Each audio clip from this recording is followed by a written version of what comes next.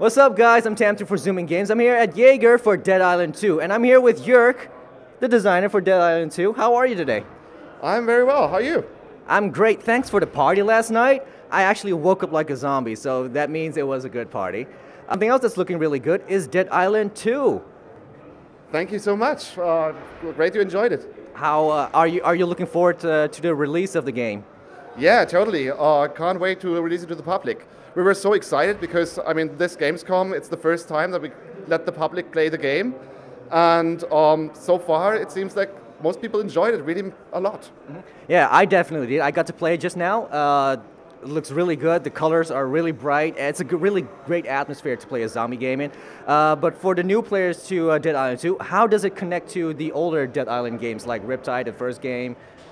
Well, it takes place in the same universe, and basically the virus spread and ended up in California and infested whole of California. And then California got abandoned by the government, and it's separated from the rest of the US. So it's just California, that's where the island is coming from. And yeah, that is pretty much the connection. How many levels or worlds are there in California? Do you play all of California, or are there separate areas that you zone into? A very tiny area, maybe 10% or 5% even of like one region, what we call one region. So the first region we revealed is the surroundings of LA, and that is basically, that goes roughly from the Hollywood sign to Venice Beach, all in one piece, like all connected, no loading screen in between. And that is one region, and we have 2 more regions. Okay, and which ones are those? Can you tell us more about that already, or? Well, the other one that has been revealed is San Francisco, and there's a third one which is still a secret. Something else that I saw in the gameplay demo just now was the extra effects that you can put on your weapons, the mods. What can you tell us about that? We have lots and lots of mods, like lots of them. Like my favorite example is what you can do is you can get a sledgehammer, put a fire mod in it, you need fire resources for that, and you can craft it on the spot, and then you launch a zombie in the air. He flies like a couple of 100 meters up in the air and leaves a trail of bloody fire with him. And when he lands somewhere, he sets everything on fire. Wow, that's just nuts. That's so much fun. Yeah.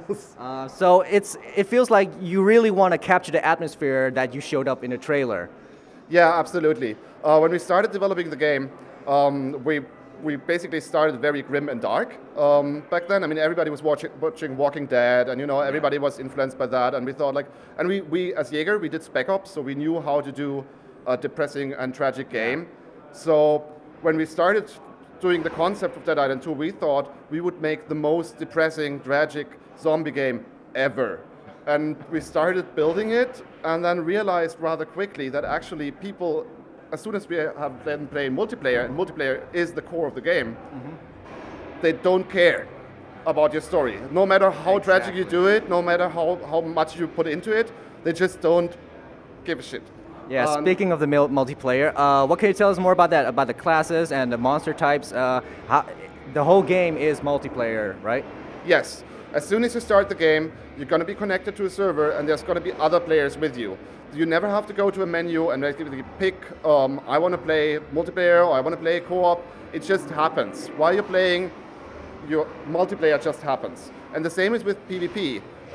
We don't go for a match-based PvP, where like 2 teams start and then they fight for each other and they kill count and then they get points. But basically imagine you and me, we are playing, and we're playing cooperatively and we're fighting zombies and everything, and then at one point there's a chopper going down.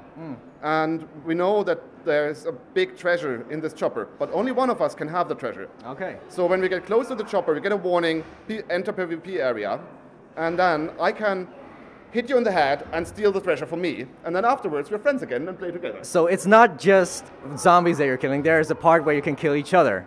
Yes. But it's more like it's more like kids having fun, doing something together, and then they, for a short amount of time, they decide, no, let's compete. Let's see who can do this one better. And yeah, that's how it happens seamlessly.